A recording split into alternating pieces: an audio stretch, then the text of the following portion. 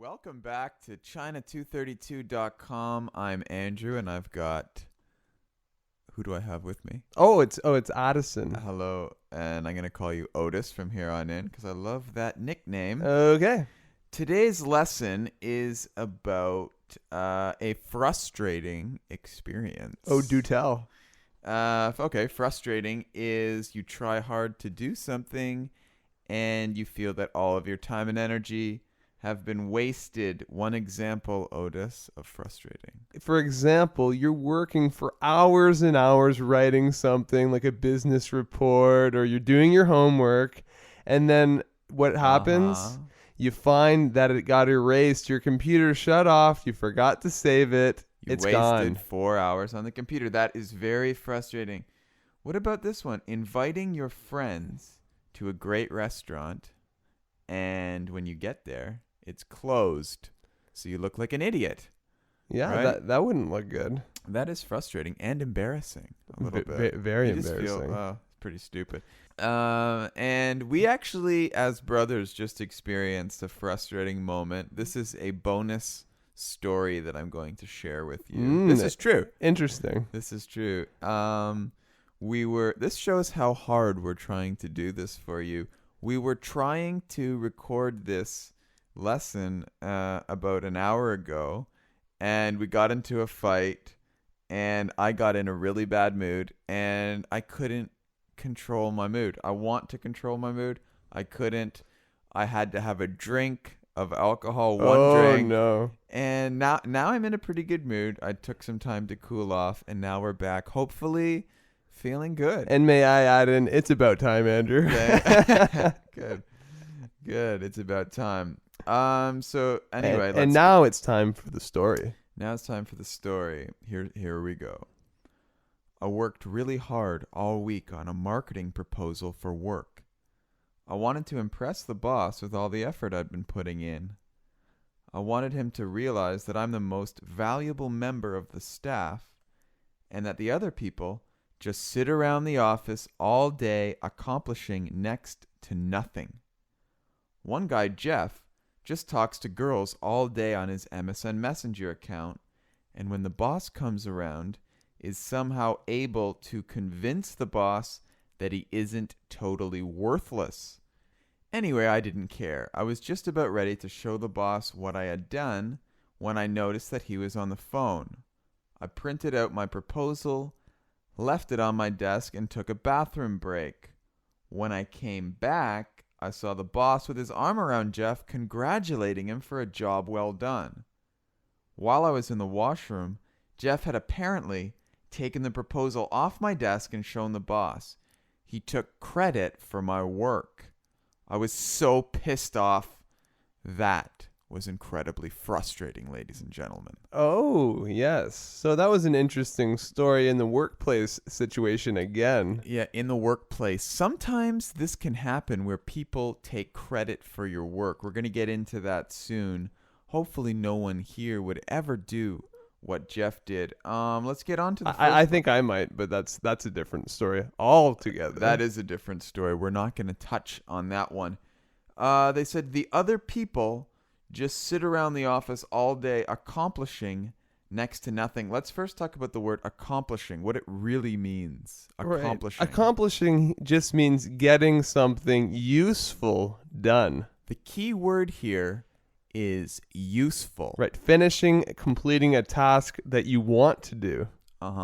So, for example, sitting around watching TV all day is usually not considered an accomplishment. Unless that was your goal to begin with.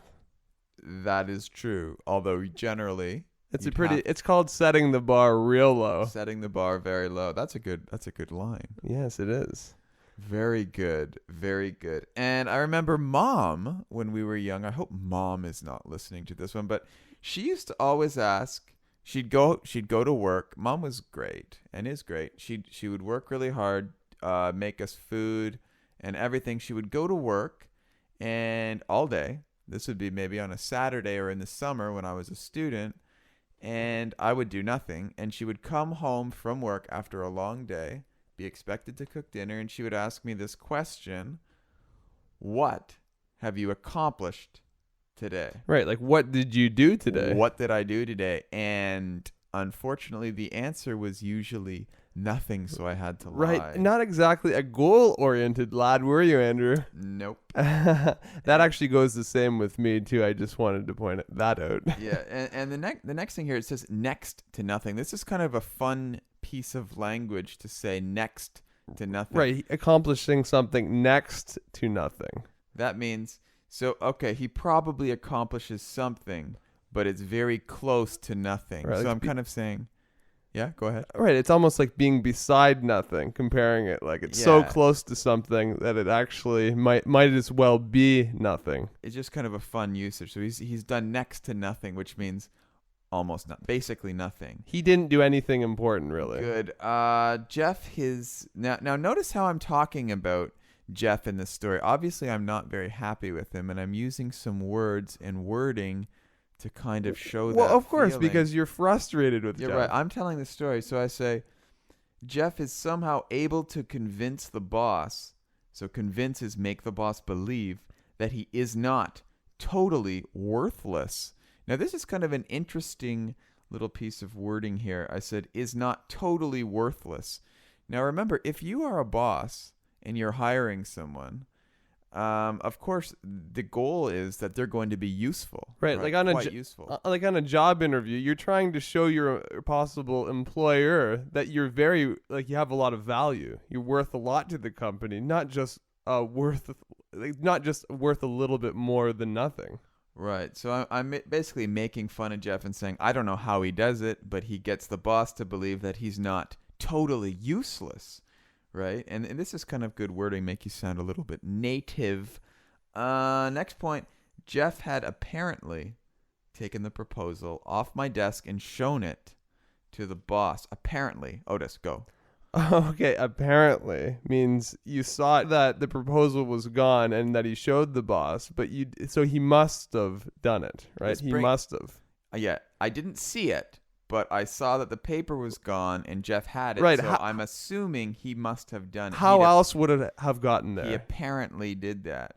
Or I could say another good one. I could say, okay, if someone comes back from a long vacation, but you did not know they were gone, and their skin is very dark, you could say, oh, apparently you went to a nice place on the beach and got a suntan. Maybe. Oh. Or you could make a joke to someone that's been gaining weight. To a friend, you might say, apparently someone's been hitting the snacks. Okay. Very interesting. So you're saying, apparently, although I don't know for sure, you've been eating a lot because I can see that you've gained weight. Now, that's not nice. Right. You're making an assumption, though. I'm just showing the idea of making an assumption, assuming something, and then so you can use apparently in this way. Right. Okay. Good. Great. Terrific. Jeff took credit for my work. Okay. That means he took my work and basically made it like it was his. Right? Right. So he's telling the boss, I did this. This is me that did the marketing proposal. And that's taking credit for something. Credit is when you take credit, that's a good thing. Right. Credit means other people think that you did something. And actually, the literal definition is, it's like somebody owes you something, right? Mm-hmm. It's almost like you're taking the credit, so you're taking the ability to get something back for it, right? So you could take credit for. Oh, you can take credit for many things. You can take credit for a joke, right?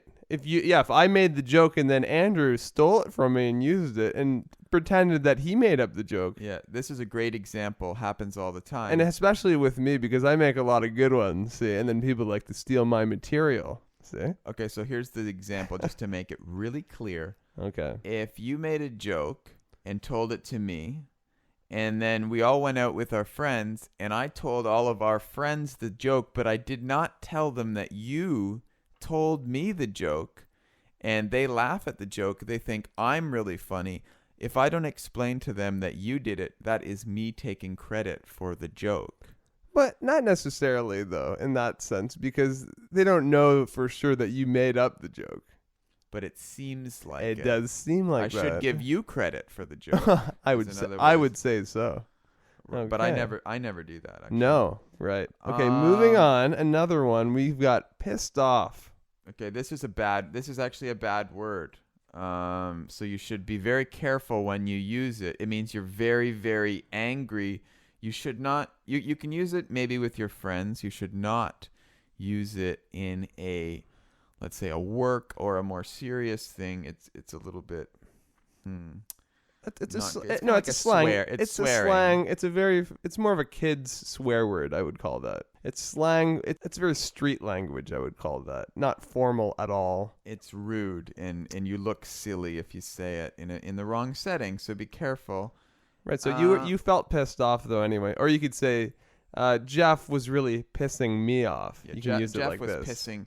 I think Jeff would. The kind of person Jeff is he would piss everybody off. I bet you in actuality, I bet you Jeff would piss off the boss anyway. Jeff, the boss probably knows what kind of guy Jeff is. Yeah, this story is just more of a teaching thing. Anyway, before we finish, I just want to tell everybody, please go to the website www.china232.com and you can get all of the written material for free. And also, you can download all of these podcasts, they're called. These are podcasts, and you can put them on your MP3 players. Right. Some people don't realize this, but you can actually put on the MP3 file on your portable music device and listen to them wherever you go. Yeah, a lot of people tell me, I want to study English. I have no time. But what do? They spend an hour at least every day on the bus or on the subway, and they're doing nothing when they could be listening to the English cast. Oh, good idea. And hopefully it'll be fun. And you could be doing that every day and improving little by little. Right, and give us some suggestions on the website too. We'd love to hear from you. We would love to hear something. So why don't you just throw us some lines? Tell us what you're thinking. Tell us something at least. We would love to get to know you better. Tell us your name. Okay, good. All right, good. We're going to do another lesson right now. I'm in a good mood. We're going to pump them out. Good. China232.com. We'll see you very, very soon. Tell your friends. See you again.